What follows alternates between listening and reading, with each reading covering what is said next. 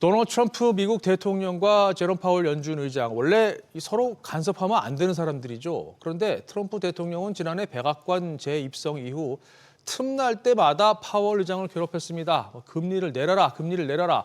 그 과정에서 파월 의장은 미운털이 제대로 박혔죠. 그리고 임기 종료를 불과 몇 달 앞둔 상황에서 수사 대상이 됐습니다. 정광윤 기자와 짚어보겠습니다. 자, 파월 의장에 대한 수사가 시작이 됐는데 뭐가 어떻게 된 겁니까? 네, 미 법무부가 파월 의장을 겨냥해 기소 여부 판단 절차에 들어갔습니다.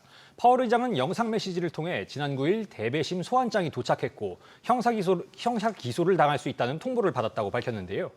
연방준비제도 건물 보수공사 비용이 예산을 초과한 것을 두고 검찰이 관리 부실과 국회 위증 혐의를 제기한 것으로 전해졌습니다. 네, 그동안 트럼프 대통령의 압박에 실질적으로 무대응으로 대응하던 파월 의장도 이번에는 좀 달랐죠? 네, 그렇습니다. 이례적으로 영상 메시지까지 내면서 공사는 구실일 뿐 정치적 압박이라고 트럼프 대통령을 공개 저격했습니다. 이번 기소 위협이 대통령 뜻을 따르는 대신 공익을 위해 금리를 결정한 결과라며 행정부 위협과 지속적인 압력이라는 더 큰 맥락에서 보아야 한다고 말했는데요.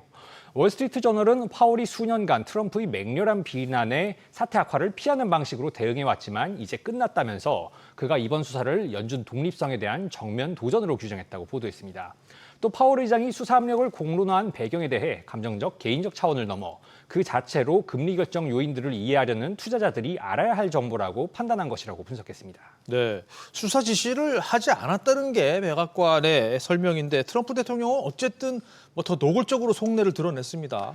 네, 파월 의장의 공개 반박이 나온 이후에도 트럼프 대통령은 우리는 나쁜 의장을 갖고 있다. 특히 금리를 너무 높게 했다는 점이 나쁘다고 말했습니다.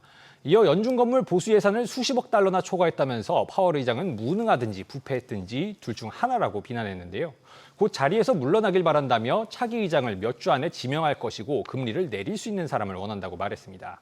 다만 파월 의장 수사 자체는 본인 지시가 아니라면서 잘 모른다고 선을 그었습니다. 네, 결국 금리를 원하는 만큼 내려야 된다는 거잖아요. 네네. 금리나 이토록 집착하는 배경 뭐라고 봐야 될까요?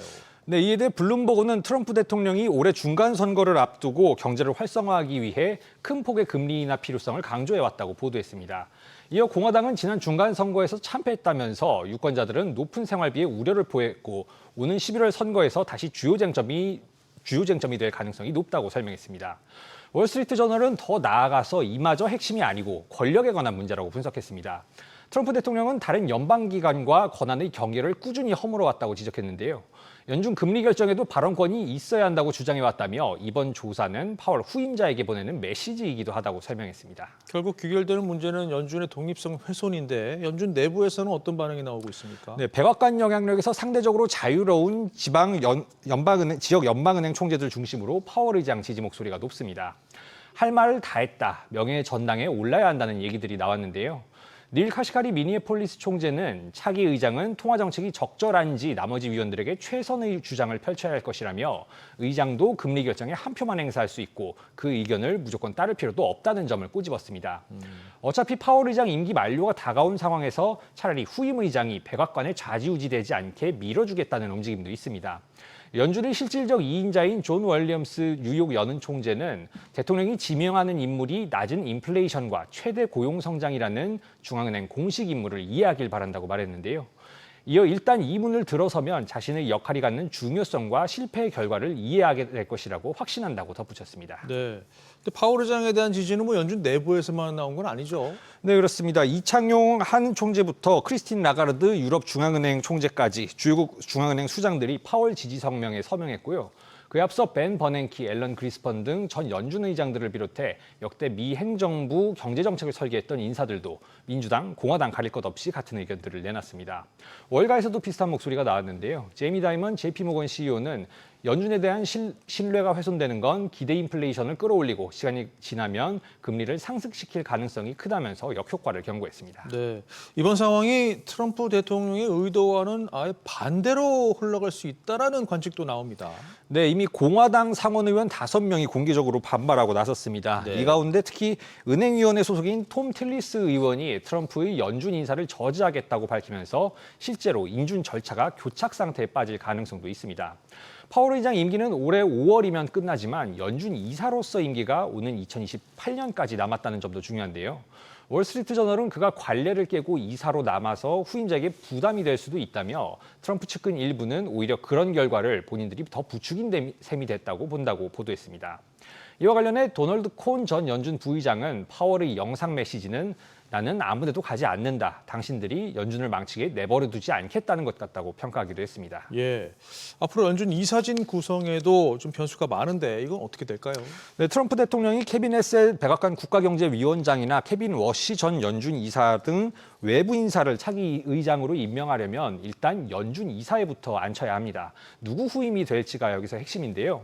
대표적인 트럼프파로 꼽히는 스티븐 마이런 이사는 이달 임기가 만료됩니다. 또 트럼프 대통령은 현재 가장 긴 임기가 남아있는 리사 쿡 이사의 해임도 시도하면서 최대한 많은 공석의 측근들을 임명하려 하고 있습니다. 앞서 차기 의장 후보로 거론됐던 크리스토퍼 월러, 미셸 보우먼 이사도 그간 금리 인하로 기우는 행보를 보여왔는데요. 금리 향방을 놓고 연준 내부 분열이 확대될 가능성도 큰 상황입니다. 예. 당장 FOMC 회의가 이번 달 말 마지막 주에 지금 예정이 돼 있는데 트럼프 대통령은 뭐 또 한마디 했습니다. 네, 그렇습니다. 트럼프 대통령은 파월 의장에게 또 느림보라고 조롱하면서 큰 폭의 금리 인하를 할 기회라고 말했습니다. 지난달 소비자 물가 지수, 특히 근원 CPI가 전년 대비 2.6% 상승하는 데 그쳐 예상보다 낮았던 것을 그 이유로 지목했는데요. 하지만 시장 예상은 트럼프의 기대와는 거리가 먼 상황입니다. 시카고 상품거래소 패드워치에 따르면 이달 말 동결 확률은 95%로 압도적입니다. 오는 3월까지도 동결 전망이 더 우세하고 6월까지는 한 차례 내릴 것으로 보고 있습니다. 연말 금리 상단을 3.25%로 두 차례 인하를 예상한 경우가 83%고 3번 인하할 것이란 전망이 17% 수준입니다. 새로운 연준 의장이 임명되더라도 올해 말까지 두 차례 정도 금리 인하가 합리적인 예상이라는 건데요. 연준 독립성이 지켜질지 트럼프 입김이 작용할지는 더 지켜봐야겠습니다. 알겠습니다. 정광윤 기자 잘 들었습니다.